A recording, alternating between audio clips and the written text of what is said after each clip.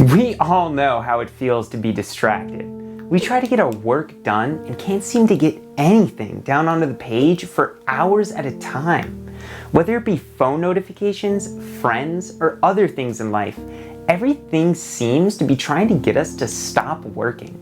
In this video, I will outline some hard tips and advice to reduce distractions in college. After watching this video, you will finally be able to finish your assignments and homework on time, allowing for pursuits in other areas of life. What is up, YouTube? My name is Aidan Helfant. I am a freshman Cornell University student who makes videos on life advice as well as learning and fitness. In the first part of this video, I will outline why reducing distractions is so important. After this, I will give some actionable tricks on reducing distractions. Let's get right into it. Why reduce distractions in the first place? Ultimately, to get the most work done in the shortest time, we want to enter the flow state. The flow state is a state in which all other matters and needs seem to disappear as you become consumed by your work. This is an idea brought up in Cal Newports' famous book, Deep Work. I have made a book summary on deep work, so if you want to check it out, click the time card up above or look in the description. There are two things needed to get into the flow state.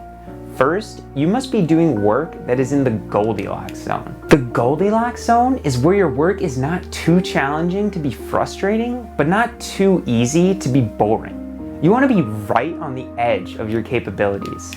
Secondly, you must also reduce distractions as much as possible.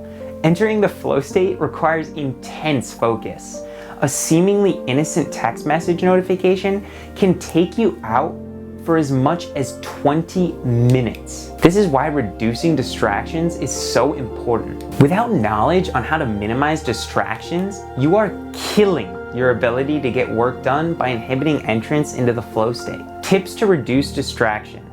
Now that you know why reducing distractions is so critical, let's get into some actionable tips on how to do so. My first tip is to put your phone on Do Not Disturb when you sit down to work.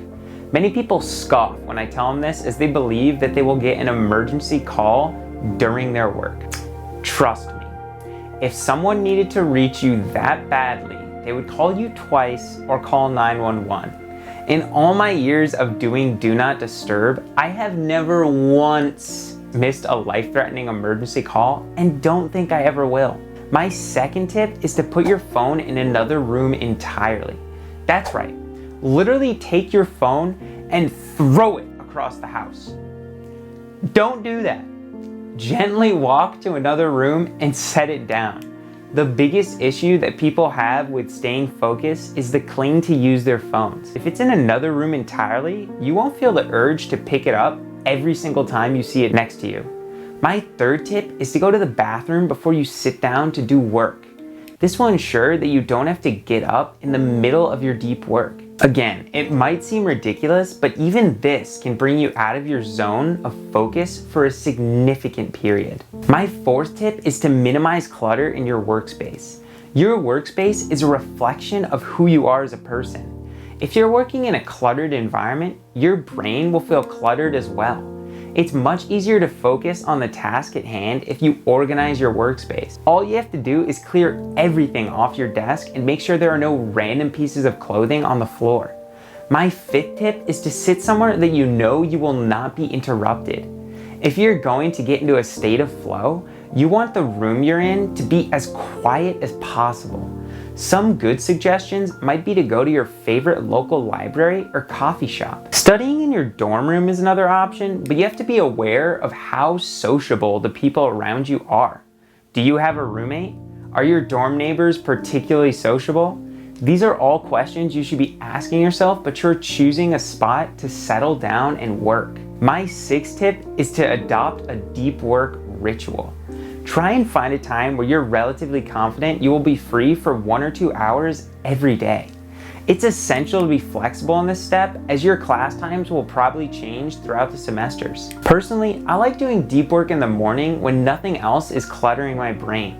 But if you want to do it at night right after your last class, that works as well. Summary.